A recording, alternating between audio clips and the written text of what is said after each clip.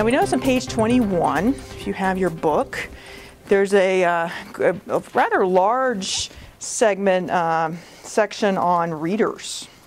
And it's true, readers, and if it's TV news, viewers, are very important, of course, to TV and newspaper editors. Almost too important. I mean, they're so concerned with the readers and the viewers that they almost, I think, lose sight, you can argue, of deciding if something is news using their own judgment, using their own ethical perspective.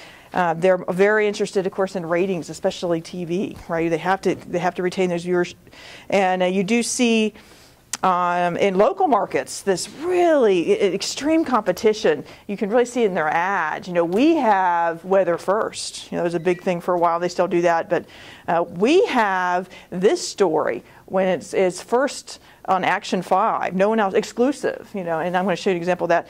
It's just really cutthroat to the point of being almost sensationalistic, right? They're trying to promote their station over the other stations. And so this is a really good page to show you, for newspapers in particular, that we have to think about the reader. What's going to make the reader read this entire story, right? So when you're writing a newspaper article, oops, thank you. When you're writing your articles, you really have to think about what is going to make them read the whole story, and can we get it in the first sentence, right? So we're thinking about the reader. We're thinking about things like the short attention span. We're thinking about readers are in a hurry. And so we need to grab them by the very first sentence. And this comes back to news judgment. What is going to make them read that entire article? How are we going to hook them in? So it's not just what's the most important news first, which is the inverted pyramid. We'll get to that next time. But it's also what's going to make them stick around. Right, so that's one of the most important things on this page. And then number 5, there's more than one type of reader. All right, so we're talking a lot about demographics here. I don't really go into that, but the idea that you're going to have more than one type of reader, different age groups, perhaps, a desirable reader that advertisers are interested in, right, and that will have a lot of discretionary income, maybe college students, right, supposedly have a lot of discretionary income. So there are certain desirable readers, and a newspaper might choose what articles they're going to write, things they're going to cover based on what kind of readers they're trying to attract. Right, so that's also an important point there. Okay, so without looking, do you remember the different news values? So these are the things that an editor uses, a reporter uses to decide, is it newsworthy, and what is newsworthy about the incident, right? So here's a good review. How many, first of all, let me call on people, this will be fun. How many news values are there? And it might be more than what the book says. How many news values are there? Let me see, Devin? 8, very good. And can we let's have somebody name one of them. Or people talking about this. Very good. Okay, so we're getting down here. Alex, do you remember any others? Emotions, yes. And this is also called human interest, right? Okay, and who's a good example of this? Or an example of this? Regular people. Yeah, regular people.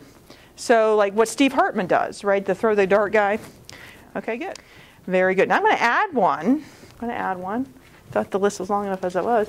I'm going to add this one. I'm going to call it an evergreen. It's not really a news value so much as a type of article that is always fresh. Okay, and that's a little bit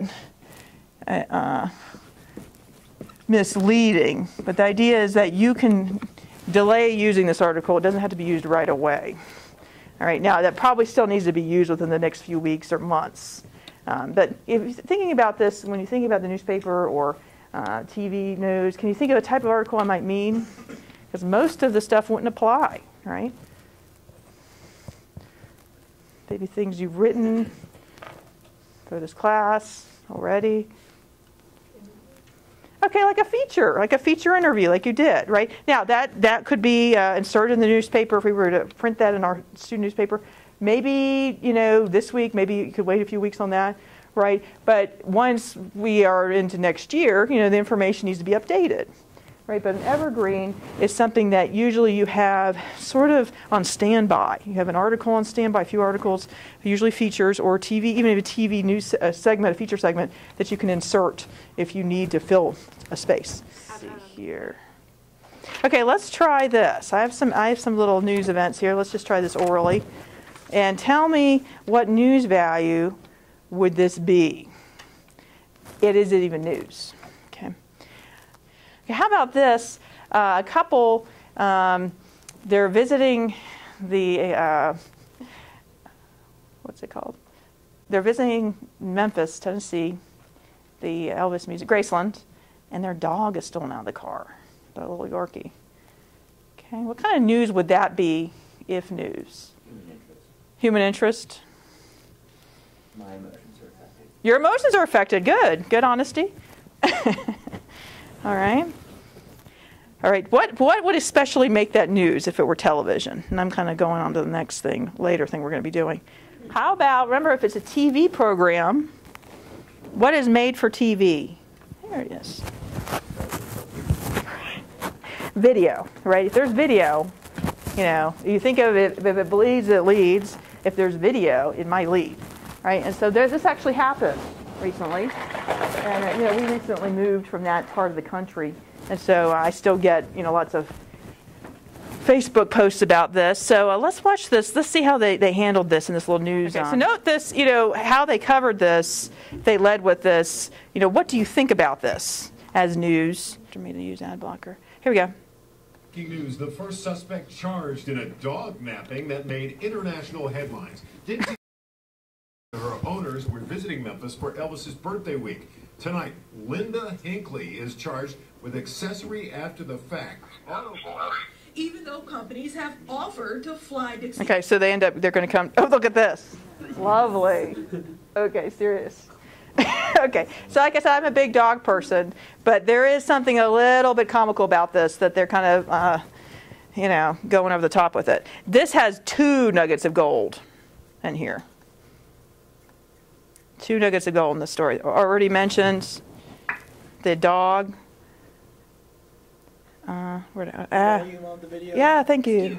Thank you. These tears. Just bring my dog back, please. Are People crying on camera, television gold.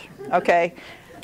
Dog being snatched in surveillance video, someone crying, a close up, get the actual tears falling down. You think reality shows, it's now in the news, right? So 2 things, nuggets of gold. You know they're leading with the story. Would that happen here in local news? Is it just these crazy Southerners? I'm a crazy Southerner, so I can say that. I don't think so. I think it would be anywhere, because this is kind of what news has become. It's entertaining, but is it news? I don't know. It's definitely emotions, heartfelt human interest. Okay, so in your book, there's actually at the back of each chapter, but I don't want you to turn there. I want you to actually fill it out on this so that you can actually write on this and you know, keep this. I usually will have you turn this in. I'm not going to tell you till the end, though, whether or not you'll turn it in, because I want you to just take it very seriously. I want you to do that first exercise. Which story is more newsworthy? Maybe pass that way. Which story is more newsworthy? Go ahead and fill that in. And then which is the most predominant news value that applies? Okay, after you make your choice, which is the most important news value that applies in that story?